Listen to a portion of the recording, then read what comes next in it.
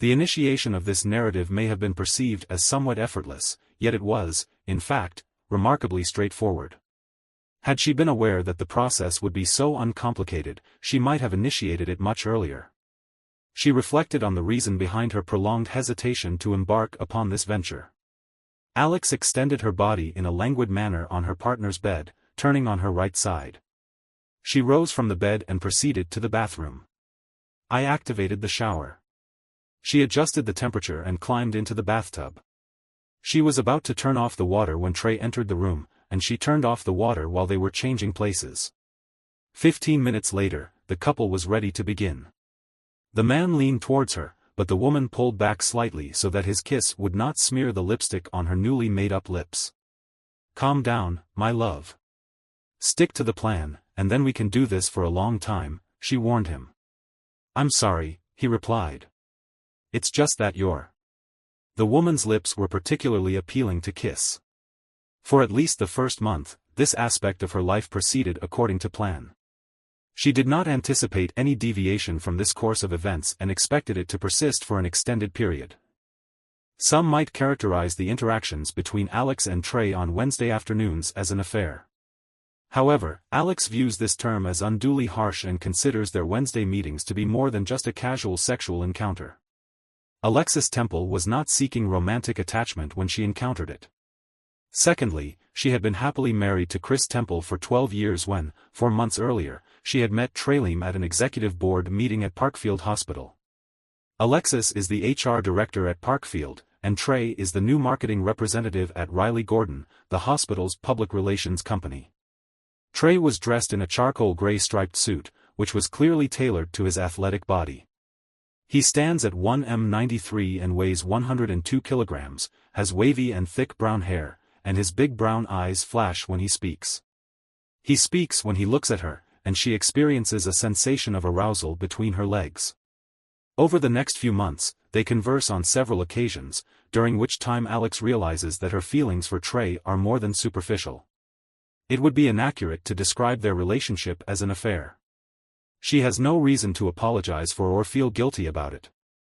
On Saturday afternoon, Chris Temple retrieves a handful of letters and various forms of correspondence that have been deposited in the mailbox that day. Among them are 2 envelopes from the state of Indiana, which contain license plate stickers and printed registration documents for 2023.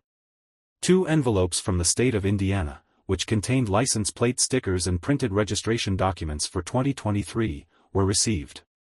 Chris tore open the envelope addressed to him, affixed a new sticker to his license plate, and put the registration in the glove compartment of his car. He then opened the envelope addressed to his wife, put a new sticker on her license plate, and attempted to put her registration in the glove compartment. However, the glove compartment was locked. It is unusual for individuals to lock their glove compartments. As he returned to the house, he reflected on the day's events. He retrieved his wife's car keys from the shelf, opened the glove compartment, and placed the new registration inside. He closed the drawer and was about to leave when a sudden thought occurred to him. He opened the glove compartment again and discovered the car's operating manual, the last 3 registrations, and a cell phone. He was taken aback by this discovery. He muttered to himself, "Damn." At that moment, he became aware of his wife's presence upstairs in the shower. As has been the custom for the past 6 months, she returned home approximately 20 minutes earlier after a Saturday morning workout and, as usual, immediately proceeded to the shower. He slowly activated the mobile phone and waited until it was fully operational. He then accessed the call history, having established that she did not anticipate being contacted via her phone. Consequently, she had not cleared her call history. The list of calls was relatively short, whereas the list of text messages was extensive. All of the messages originated from a specific team, TR. Even before examining these texts, Chris was aware that his 13, upon reading the messages, Chris was undeterred in his decision. He powered off the phone, placed it back in the glove compartment, and locked it again. After returning his wife's keys to their designated location, he listened for a moment to ascertain that the shower was still running upstairs. He proceeded to mow the lawn and process the messages, which revealed that his wife had been engaged in an extramarital relationship with Trey Leem for approximately a year. He recalled that this period coincided with her frequent Wednesday night absences from the office. It appeared that she had been taking extended lunches, which suggested a pattern of infidelity. Lunch break was subsequently incorporated into the end of the working day, allowing for approximately 6 months of additional time to be allocated to work. In accordance with the aforementioned correspondence, Saturday morning was incorporated into their scheduled activities. Chris recalled that this coincided with the commencement of his wife's classes at the local gym. Tears welled up in my eyes. He vigorously struck the handle of the lawn mower with both hands. Alex smiled when she heard the sound of a mower from the bedroom on the second floor. She was aware that Chris enjoyed mowing the yard for both exercise and aesthetic purposes. She kept the yard, dressing to enjoy the remainder of Saturday. She then realized that she was indeed fortunate to have an adored husband and a youthful lover. It had been nearly a year since Alex had expanded her romantic life to include Trey, and everything was going precisely as she had planned. Thanks to careful planning and effective organization, her life had never been so full. She had a devoted husband, 2 exceptional children, a fulfilling career, and a 29-year-old. Her second husband provided emotional and physical intimacy that she felt was lacking in her marriage. While there were moments when she felt depressed, she generally felt that she was living a full life by having a lover. In fact, she had achieved her life goals. She did not take the easy way out, she lived her life to the fullest. On that day, it seemed to her that she was living life to the fullest by being able to have sex with her lover. On the same day, Alex engaged in sexual intercourse with 2 different men. After engaging in sexual intercourse with Trey, Alex would take a shower and clean herself thoroughly. This allowed her to accept sexual intercourse with Chris on such evenings. After ensuring that her husband would not discover that she had engaged in sexual intercourse earlier in the day, Alex began to initiate sexual intercourse herself. This allowed her to experience additional excitement from her own sexual activities. Alex and Trey's relationship was actually characterized by love, not just lust. The younger man was warm and intelligent, with interests that differed from those of his wife's husband. Trey was aware from the outset that she was married and loved her husband, yet he was convinced that he could find a place in her heart. Trey is 13 years her husband's junior and displays a stronger personality, both in terms of character and physique. He possesses well-defined abdominal muscles and additional muscle mass. On the following Saturday, Alex was unable to engage in sexual intercourse with 2 men, as Chris departed that evening, citing fatigue as the reason for his absence. She conceded that his appearance was somewhat incongruous when he entered the house after mowing the lawn. In fact, Chris was gratified that he did not vomit when she attempted to initiate sexual intercourse. Facing Alex, he reflected on the numerous instances when his wife had allowed him to indulge in careless moments. Chris held the position of vice president of finance at a medium-sized tool and die manufacturing company. He commenced his duties at the modestly sized tool and die manufacturing company at 7 o'clock. At 0 hours, he ingested a capsule in his coffee and perused his email inbox. The plant commenced its workday at 8 o'clock. At 8:15 m., he proceeded to the office of the production supervisor, Bob Casey, with whom he was acquainted and who had divorced his wife of 15 years 5 years prior. "Do you have a few minutes for something personal?" Chris inquired. Upon receiving an affirmative response, Chris entered the office and closed the door behind him. This development was not auspicious, as Bob would later conclude. The entire account from Chris was conveyed via telephone to his divorce lawyer, who was also an old college acquaintance of his. Bob's acquaintance arranged for Chris to be released from his schedule on that same day. Alex was taken aback when she was presented with the divorce papers at the hospital the following Wednesday, following her return from her date with Trey. She was unaware that her husband was discontented in their marriage. She did not perceive the irony in the timing of the document's delivery, which coincided with her efforts to comprehend the situation. It did not cross her mind that Chris had discovered her relationship with Trey as soon as she had regained her composure.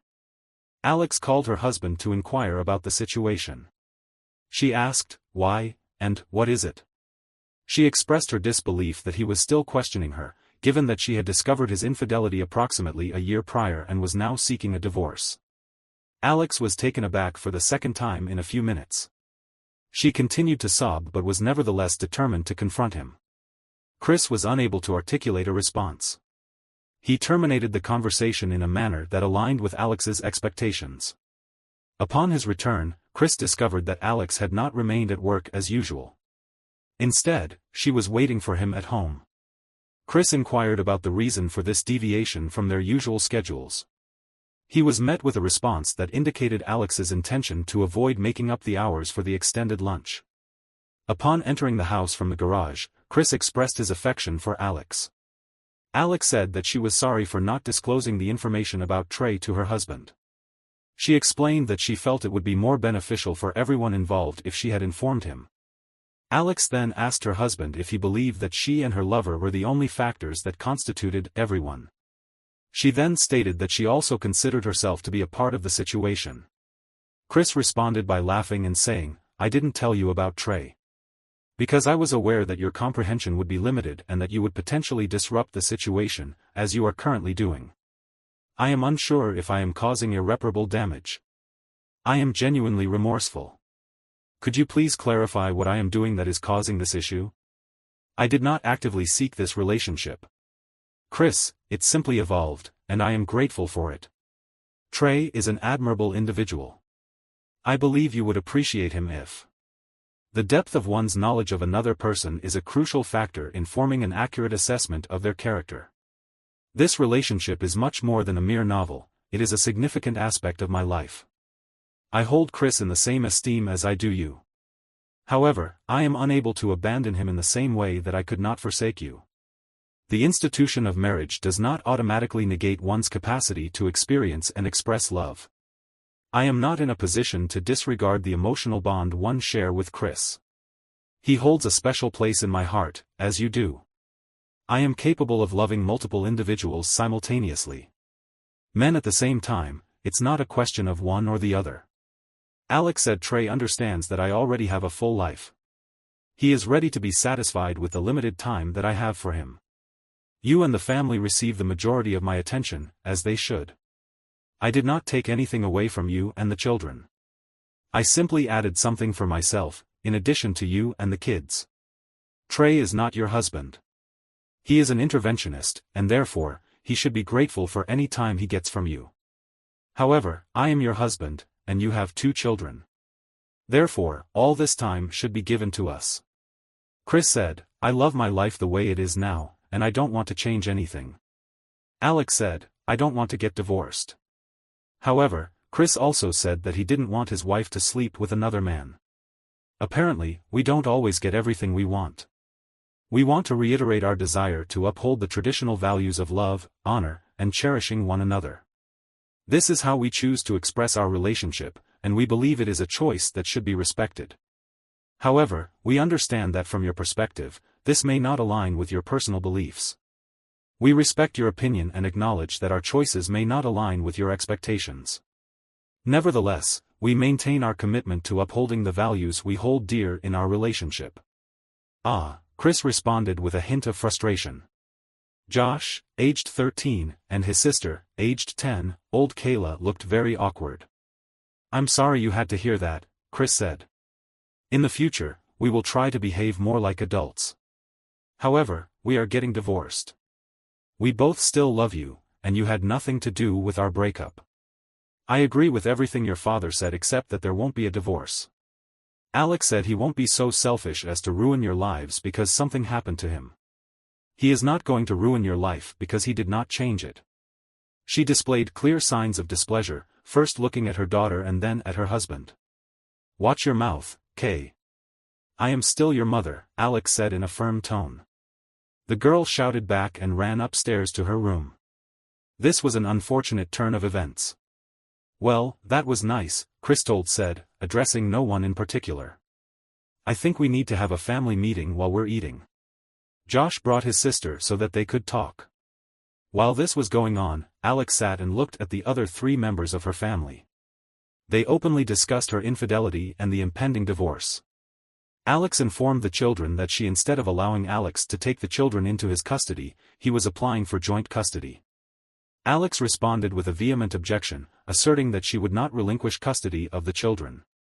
She further challenged Cheaton's assertion that he could effectively disinherit her by claiming custody rights only on weekends. Josh then asked his mother about the identity of the man she was allegedly cheating on her husband with. Alex replied that he believed it was an appropriate question. Chris interjected, stating that the children were old enough to hear the truth, regardless of his personal opinion. Alex spent several minutes informing the children about the details of Trey Leem's activities that her husband had learned about over the past week. She was taken aback by the extent of her husband's knowledge about her lover. He had developed a habit of surprising her, and he was not reserved about disclosing his findings to their children. Alex spent the majority of this conversation gazing at her own space. She stated that she did not intend to divorce her husband, emphasizing that she simply needed to persuade him to reconsider his actions. Chris and Alex exchanged glances. Chris gave a shrug, indicating his understanding that their father would not tolerate infidelity. The children immediately excused themselves to their rooms, but not before Josh offered, "We're here if you need us, Dad. We'll talk, but we don't want to get in the way of stray bullets, if you know what I mean." "Thanks, guys. I appreciate that," Chris replied after dinner, indicating that the family typically gathered in the common room to watch a movie or several TV shows. Unless the children were occupied with their homework, Alex was typically situated in the living room, ostensibly engaged in reading a book. Chris, on the other hand, would often venture to the common room to view the program of the day. He would smile to himself as he took a seat at the table, aware that Alex had not engaged in reading for several months. Sitting in the living room, Alex held back tears, intermittently turning the page of the book to give the impression that she was reading. 6 hours prior, she had believed that she had the ideal life. However, she was now cognizant of the fact that her marriage was teetering on the brink of collapse. The thread in her ideal life will deteriorate if she is unable to persuade her husband to comprehend her desires and his needs. Chris revealed her relationship with Trey to be somewhat vulgar and inappropriate, although this is not an accurate representation of their interactions. Alex asserts that her husband is a commendable individual, potentially even exemplary, but acknowledges that he possesses certain shortcomings and vulnerabilities. The presence of Trey in her life has served to fill these gaps. Their intimate moments were a manifestation of their love, rather than merely a physical act driven by lust. Alex concedes that she did, to some extent, conceal her relationship. With Trey, Alex was aware that her husband would never approve, but now that he had discovered the truth, she felt that her actions were misguided. She had considered every aspect of maintaining the secrecy of her relationship with Trey, even down to the smallest details. However, despite her efforts, her husband had unexpectedly discovered the truth. She was perplexed by how he had managed to uncover this information. Until recently, Alex considered herself a more astute spouse, in part because she had managed to conceal her relationship with Trey for almost a year. She had to concede that the initial encounter between Chris and her body, just a few hours after Trey's arrival, had not only aroused her more than ever but also reinforced her perception of Trey's superiority. Trey appeared content with the status of his relationship with Alex, despite the 13-year age difference, her youthful physical appearance, her attractive face, her intelligence, and her sociability. He was surprised at how quickly he managed to seduce this seemingly happily married woman. She made it clear that her interests extended beyond gymnastics on the mattress. She did not seek to replace her husband, which was more than acceptable to Trey, who was enjoying the freedom of a bachelor. The only request Trey had made to her was to add a second day to their weekly dates. Initially, Alex refused, but a month later, she enthusiastically agreed, and so Alex's Saturday classes began. Trey attempted to feign sympathy. Given Alex's circumstances, when they met for lunch at a restaurant situated a considerable distance from her residence, where they had previously convened for meals, she promptly contacted the young man to arrange an appointment shortly after her arrival at the office. "Alex, if you were to divorce me, it would afford us a greater opportunity to communicate. I must admit, it would not be a significant hardship for me. However, I am aware that you do not desire a divorce. Is it truly necessary for us to separate? I hope not. He has consistently demonstrated reasonableness, and I am confident that he still harbors affection for me. Therefore, if I can appeal to his sense of justice, I will. I would be able to persuade him to adopt my perspective," Alex said. "If I had the option, I would not relinquish any aspect of your identity." Trey interjected, "Why should your husband be excluded from this discussion? He loves me, and I simply need to demonstrate to him that maintaining the status quo is beneficial to me and does not affect our relationship. Alex replied, "Until I am able to convince him, I believe we should exercise caution. It would negatively impact the case if I appeared to be forcing his opinion upon him." Chris was unsurprised when Alex did not attend her scheduled workout session on Saturday morning. He was aware that she was sufficiently astute to disengage from her relationship with Trey, at least in appearance. However, he felt compelled to provoke her to gauge her reaction. "You might as well go to your lover right now, baby. I've already filed for divorce and I'm not going to change my mind," Chris stated as he and Alex sat in the common room, while their children were outside. "Just because you applied doesn't mean you can't change your mind, honey. Do you love me more or less than you love Chris and the children?" she inquired. She had caught him off guard. She could see the wheels turning in his head, attempting to find the appropriate response. "I love you all the same, but in different ways." He inquired as to the nature of her inquiry.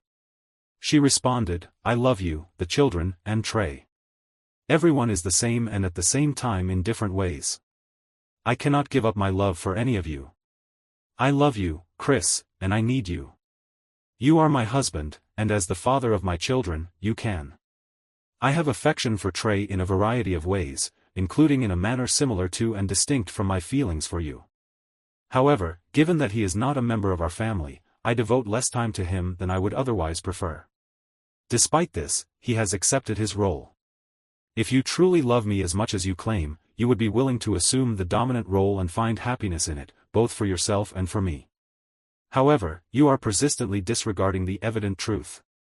Chris has stated that Trey is not part of our family and therefore cannot be loved to the same extent as the children. Furthermore, I should not be relegated to a minority role within this familial structure. The concept of family is what we have previously defined.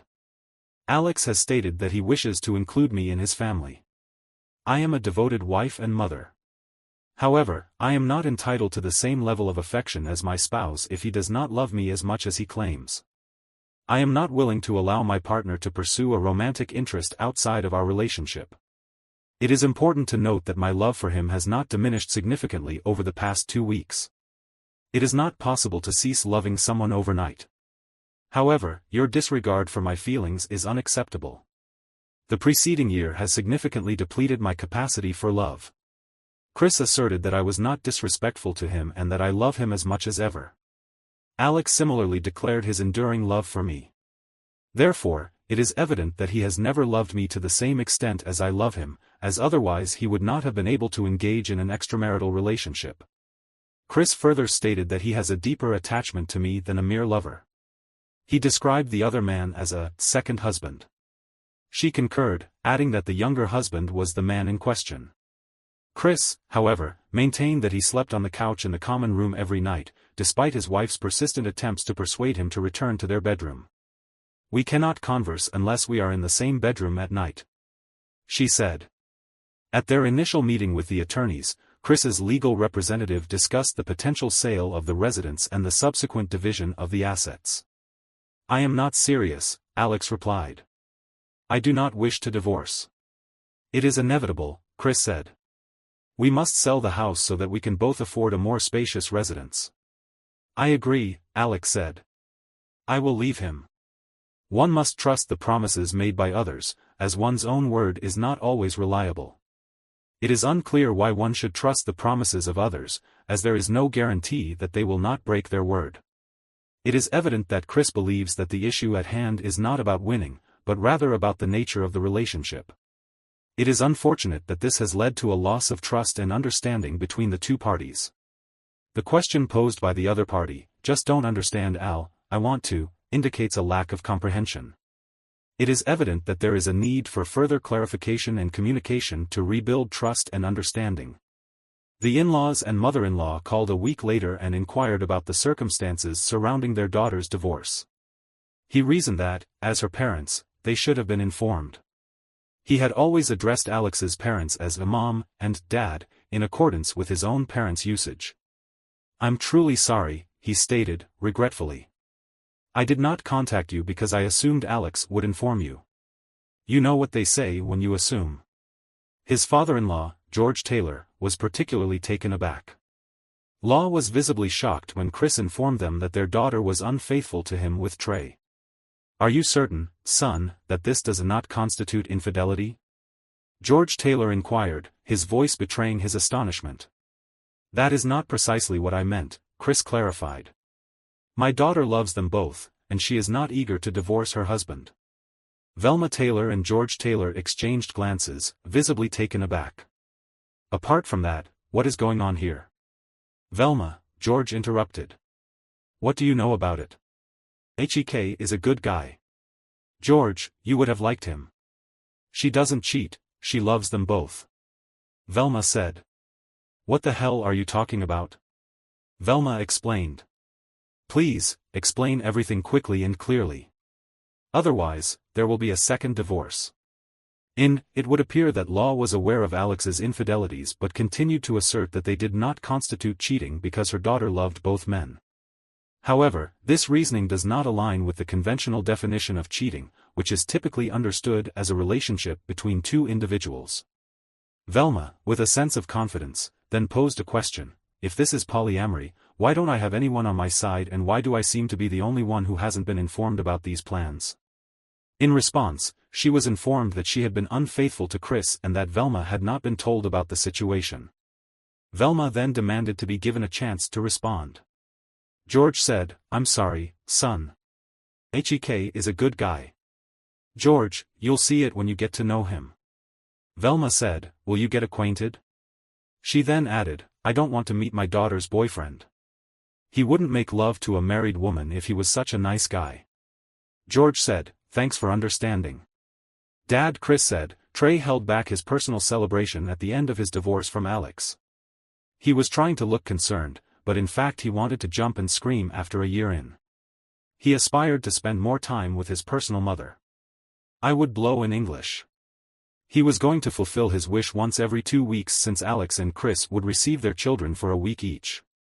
Alex attempted to avoid dating Trey during the first week that Chris had the children.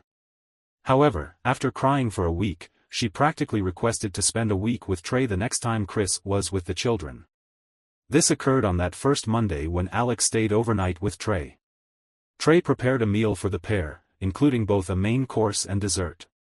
This was the first occasion on which he had done so since they had resumed their relationship. Trey ordered from his preferred Italian restaurant, and the food was ready when Alex arrived at his residence after work. The meal was accompanied by candles and other items, which Trey had kindly provided. Alex commented that such treatment was becoming increasingly familiar. Trey played classical music on the stereo throughout the meal. Alex smiled at the young man, noting that her previous husband had never played her such music. Her husband's musical preferences were limited to classic rock. She smiled even more broadly when, after the meal was over, he lifted her to her feet and spun her around in a slow dance to several compositions. They cleaned themselves up and retired to Trey's bedroom, where they spent the rest of the night making love, first gently and then more energetically. Perhaps a divorce wouldn't be so bad after all. She considered the possibility that it might be so bad. Trey was delighted when he awoke in the morning with Alex in his arms. 20 minutes in one position change later, they were lying face to face. They were breathing heavily from exertion. "Damn it," Alex said, "I'm going to be late if I don't hurry." "Well," Trey replied, "let's save time by taking a shower together." "That's an excellent idea," Alex said, raising her eyebrows. Alex replied that it would not save time. On Friday evening, they found themselves together in a restaurant in public for the first time. Alex was wearing a short red dress that she had purchased especially for the occasion. Trey commented that she was gorgeous. During the evening, Alex experienced several instances of arousal. She was aware that she was aesthetically pleasing and that she and Trey were an appealing couple. On several occasions throughout the evening, she observed men gazing at her with admiration. When she departed Trey's residence late Sunday evening to retrieve the children from Chris's house, she and Trey engaged in sexual intercourse on Friday night, 4 times on Saturday, and twice more on Sunday. They had a 29-year-old child. 1 year. The dissolution of her relationship with Trey was more challenging than she had anticipated. She returned to the car to collect the children, as she had become accustomed to doing. She was content with the situation, but on her way home, she felt a sense of emptiness. It appeared that the longer she spent with Trey, the more their relationship fluctuated emotionally. She touched her right wrist, a gesture that prompted her to reflect on the past. She was reminded of the scratch she had sustained when Trey had handcuffed her to the headboard. This was a novel experience for her. When Trey removed the handcuffs, she expressed reluctance, but he promptly addressed the issue.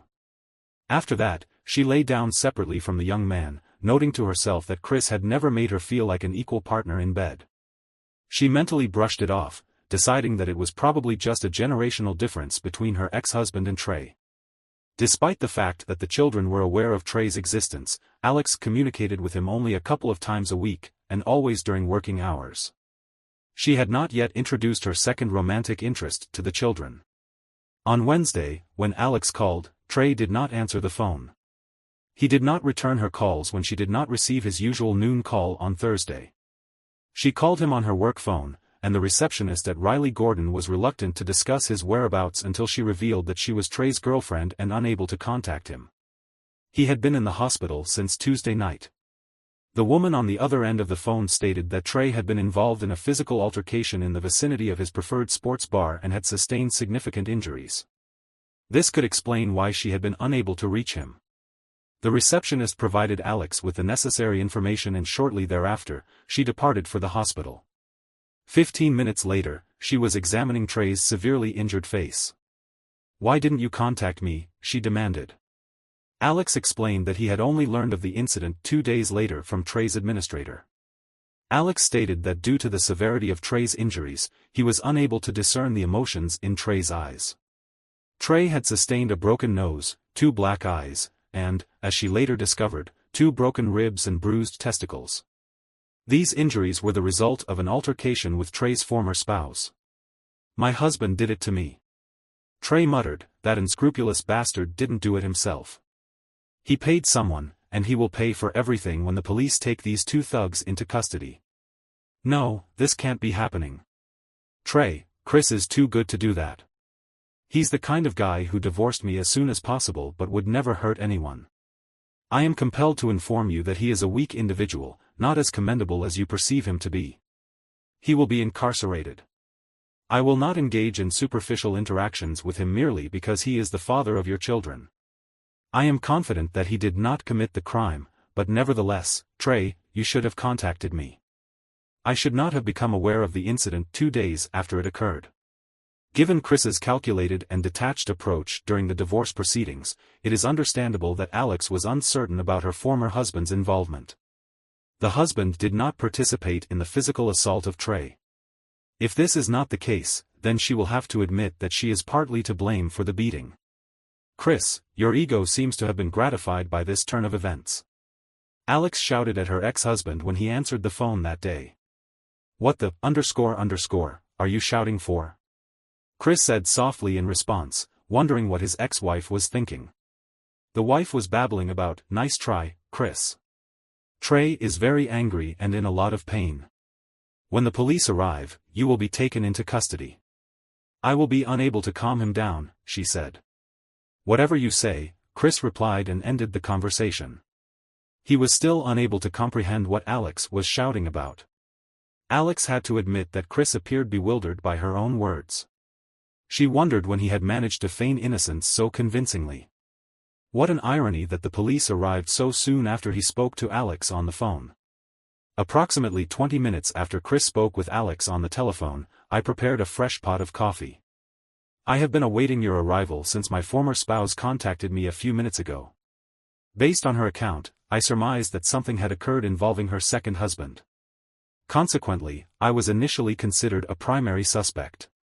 Chris proceeded to serve coffee to both officers and respond to their inquiries for approximately 15 minutes.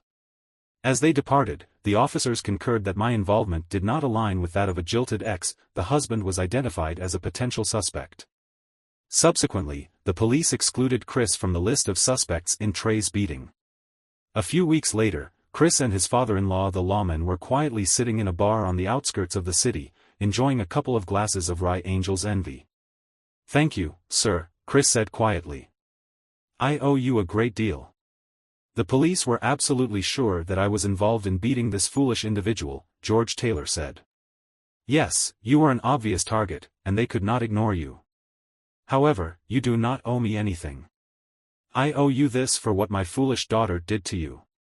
George Taylor stated that he had been a commendable husband and exemplary father to his grandchildren. He then informed them that henceforth, he would expect them to purchase beverages. Both individuals clinked their glasses and took a sip of the amber liquid. 2 months after the attack on Trey, Alex did not enjoy bedtime as much as she had previously. She met another young man with whom she had developed feelings. However, despite her attraction to him, she was unable to fully engage in a romantic relationship with him.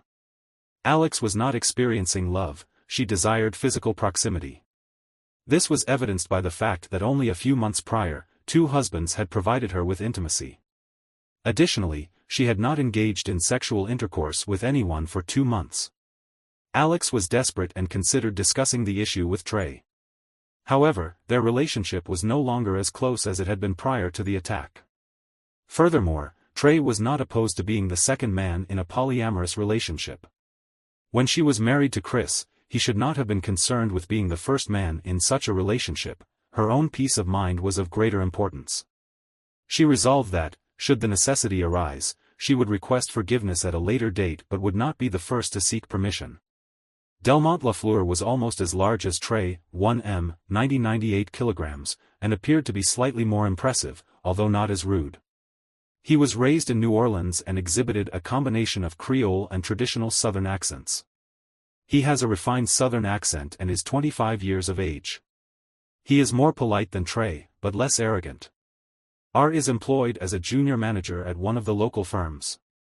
From the moment Alex encountered him in line at a nearby Starbucks a few months ago, she considered the possibility that he might replace her former partner. Trey's recovery from his physical limitations prompted me to investigate further. By the time he was able to resume sexual intercourse, Delman had assumed the role of Alex's second husband. Alex and her second boyfriend met twice a week during the period when she had children. They were old enough to care for themselves during the few hours she was not at home on Wednesday evenings and Saturday mornings. It was also of great importance to her that Trey did not require further knowledge of Delman beyond that which Chris had of Trey. At least, this was the case until such time as he became aware of the situation. Alex observed that the lives of Chris and Alex only crossed paths when the parents transferred custody of the children to each other as part of a legal agreement, and at certain school events. Chris was polite when they conversed, while Alex was constantly attempting to gain the favor of her former husband. It was the children who informed Chris that his ex, approximately 6 months after the dissolution of their marriage, the wife resumed her involvement in a polyamorous relationship. Josh and Kayla, on the other hand, frequently engaged in weekend chores before their mother's departure for the gym, allowing them to spend the remainder of the day with friends, independent of her presence. Despite her actions, Chris maintained that she remained their mother, regardless of her conduct towards him. He urged his son to be respectful and considerate, acknowledging that Josh's assessment was accurate. However, Chris was perplexed by the information that had prompted this response. Chris was further disconcerted to learn that his ex-wife was informing the children once more that she attended the gym on Saturday mornings. He had never disclosed the precise circumstances surrounding his wife's infidelity to his children, and they had never inquired about it themselves. Chris chose to withhold this information until the following week, when Alex would have the children in his care. He had borrowed a friend's vehicle and parked nearby, with 2 Dunkin' Donuts and a cup of coffee. She was already soaked from the morning's activities with Delman and did not suspect that she was being followed. Chris smiled as he observed Alex park his car. The street in front of a house divided into 2 apartments. He wrote down the address while finishing his second donut with Bavarian cream and looked up just in time to see a large young man in only sports shorts greet his ex with a gentle kiss on the lips at the door. She definitely likes the big ones and the young ones, Chris said aloud, watching what was happening. He then picked up the phone, pressed the button several times, and found out the young man's name. A few more taps and he got a lot more information and giggled happily. He was grateful to Google for this assistance. Trey Leem stated that he was unable to recognize the number that had been dialed on his telephone. He considered sending a call to a voice message, but ultimately decided to answer the call. Trey Leem, how can I be of assistance? Chris, you are unable to assist me. However, I am able to assist you. What is the purpose of your call at this late hour? It is not too late for you to express remorse for your actions, is it? Trey responded angrily. I have no obligation to apologize to you, Chris, he continued, but for my own selfish reasons, I am going to do you a favor. Do you know where your former romantic interest is? Now, I assume you are aware that Trey is rather irate. Is she with your progeny? She is with the infant, but not with mine. She undoubtedly has her preferences. He is a large individual, probably of a similar height to you, but slightly younger. Chris smiled and said, let us assume I believe you. Who is this individual? Trey inquired. According to Google, Delman Leffer resides at 1234 William Street. The remainder of the information is available for further investigation. I am departing this discussion, Chris stated. Alex had only a brief opportunity to enter Trey's house on Monday after work when Trey attacked her. However, this time, the attack was not literal, but figurative. What on earth is going on, Alex? Trey demanded. How long has this been going on? I have already informed you that I will never share you. Is it not a little hypocritical of you to ask that of me? The woman returned his grin. It was acceptable for you to interfere in my marriage with my husband, but now that you have become my primary partner, you do not want anyone to interfere in your marriage. We have been together for several months. It began when you were incapacitated. I have feelings for him, just as I do for you. If your husband, the one who was truly married to you, left you because of this, then why? Trey inquired as to whether he could expect Alex to remain in the relationship in light of the disrespectful behavior. Alex responded that while he was a great man, no woman was worth such treatment. He asserted that while it would not be difficult for him to find a replacement, he loved Alex and had said so. The woman screamed, indicating that she felt he had not expressed sufficient love. He replied that he had loved her for 2 weeks. Subsequently, Trey was utilizing the restroom in his office when he experienced a sudden and intense pain in his genital region. This discomfort serves as a testament to the depth of his affection for the woman in question. Trey proceeded to return to his office, summoned the assistance of a medical professional, and stated that he had urgent business to attend to. The doctor, in a compassionate gesture, ordered Trey to seek immediate treatment after administering an injection. The doctor's nurse, equipped with a notebook and pen, requested the names and phone numbers of Trey's sexual partners over the past 2 months. Trey provided only one name, Alexis Temple. The nurse then inquired if Temple had any other partners during that period. Trey, visibly embarrassed, answered in the affirmative, adding that Temple also had a connection with her ex-partner. Chris, my husband, I am unaware of this matter. I merely have a suspicion that Alex's abdomen was distended when she received a call from the county medical center the following day. It is evident that Trey was engaging in sexual intercourse with another individual in contravention of the rules and without the use of a condom.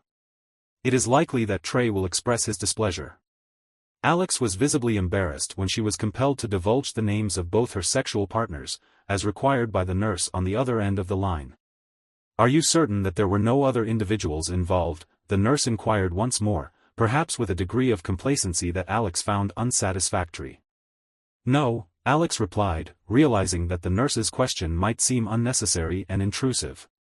The following day, Trey was on the phone with Chris Temple.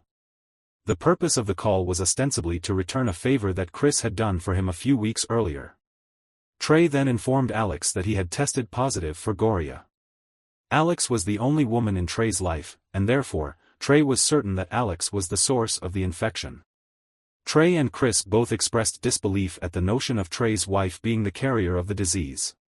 Chris was particularly incredulous, expressing contempt in his voice. It was evident that Chris was still adjusting to the reality of his bachelor status, having spent 8 years without a romantic partner. He was content with his current situation and did not anticipate seeking a new relationship. This revelation occurred during a routine Friday workout at the local YMCA's Christian Youth Association. He paused at a vending machine to consume a Gatorade, a beverage typically consumed by athletes. The woman stationed in front of the vending machine appeared to be unaware of his intentions, standing in a manner that suggested she had no immediate plans for the day. Finally, he cleared his throat, startling the woman and prompting her to turn and face him. Upon briefly observing the woman from head to toe, Chris noted that she was Asian with long black hair tied in a ponytail and was dressed in what he considered to be a stylish yet practical workout attire. The woman was clothed in a tight burgundy top and matching yoga pants. Chris considered that few women looked good in yoga pants, but this woman was one of the few who did. He muttered miserably. The woman smiled brightly at him, her big brown eyes reflecting a smile on her lips. Chris was struck by the effectiveness of his opening line. It was a slick move, reminiscent of a bestseller on the subject of how to take care of girls. The woman snorted, and Chris staggered back, raising both hands in surrender. He was taken aback by the verbal insult from a woman who was clearly over 40. 1 year. The woman's initial response was to describe him as an old soccer mom, which he took as a joke. However, she soon realized that he was not attempting to pursue a romantic interest in her. This incident occurred in close proximity to the vehicle in question. At this point, Chris's awareness shifted from the jovial banter he was engaged in with a woman to the realization that he shared a similar interest in flirtation with other men. He posited that, in the company of intelligent women, the role of the less intelligent male is often an effective one. The female participants appeared to concur, as evidenced by their laughter. "I am Jade, and this is Chris Temple. I would be grateful if you would make your choice. Because I really need Gatorade," he said with a big smile. 1 year later, they got married in a small ceremony. Chris was delighted with her sharp mind and quick tongue, as well as her elastic body. He discovered that she was 51 years old, not 40 as he had originally assumed, and that she had divorced her cheating husband about 10 years ago. She completely shared Chris's views. "I don't share my man," Jade said as they exchanged their stories. "Never has that been clear." She added, "I will never act on the principle of two loves with you. You are my one and only love, and it should work both ways."